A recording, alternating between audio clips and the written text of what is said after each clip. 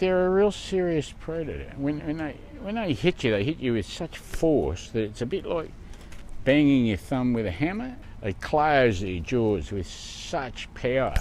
Sobering. Graham Webb was bitten on the leg by a 3-metre saltwater crocodile while researching the creatures. But he doesn't harbour a grudge and has devoted his life to bringing one of the world's most fearsome predators back from the brink of extinction. Yeah, like all predators, crocs came from a background of people saying they're predators on people, therefore we should kill them. Then their skins became valuable, and as well as killing the predator, you could sell the skin, and so, like predators all around the world, the numbers cascaded. So they were very, very depleted. You could fly all the rivers and not see one crocodile. The crocodile population in Australia's Northern Territory fell from 100,000 plus to less than 5,000 animals by the early 1970s, when a ban on hunting was finally implemented. What happened in 1971, the object was pure conservation, to rebuild depleted populations.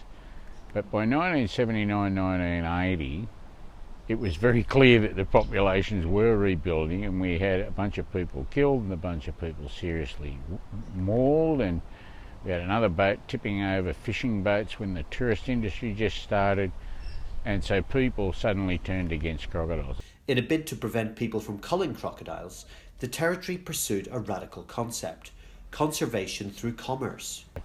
The approach we took was to change the value system. Instead of valuing them because we didn't want them to go extinct, we decided to value them through sustainable use so they became an economic asset for the North. So we did everything we could to make money and generate employment out of crocs in a sustainable way.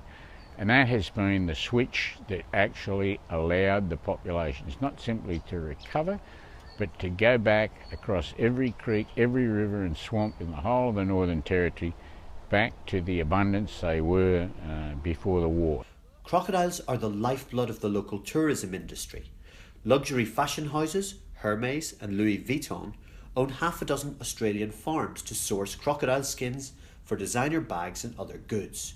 Landowners harvest crocodile eggs for the trade, which generates $25 million a year. They harvest 50, 60,000 eggs a year from the wild. The landowners get paid for those eggs, so they all have a financial stake in, a big financial stake in having crocs on their lands. And so it generates money, it generates employment. Tourism is another big issue. Animal rights groups such as PETA disagree. It has exposed poor conditions at overseas crocodile farms and says the exotic skins trade does nothing to support conservation. PETA recently bought stakes in Hermes and Louis Vuitton to enable its members to lobby at both companies' shareholders' meetings. It also holds protests outside retail outlets.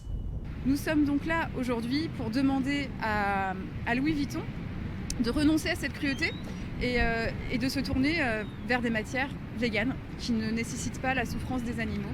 Donc les peaux exotiques ne sont pas nécessaires. Le message aujourd'hui, c'est que la peau, c'est pour le corps et pas pour les sacs. However, Tom Nichols, the Territory's chief wildlife warden, who lost 2 fingers during a crocodile capture 14 years ago, says their model is working. As far as utilisation of wildlife goes, especially with crocodiles, it's proved to be extremely successful. By making saltwater crocodiles worth money, people are utilising their crocodile breeding grounds, and also it means the crocodile population is going to keep increasing. The recovery in the crocodile population has led to an increasing number of attacks on humans and calls by some politicians in Queensland for a crocodile cull. In the Territory, however, the concept of conservation through commerce has so far forestalled any move to reduce crocodile numbers. Jamie Smyth, Financial Times, Darwin.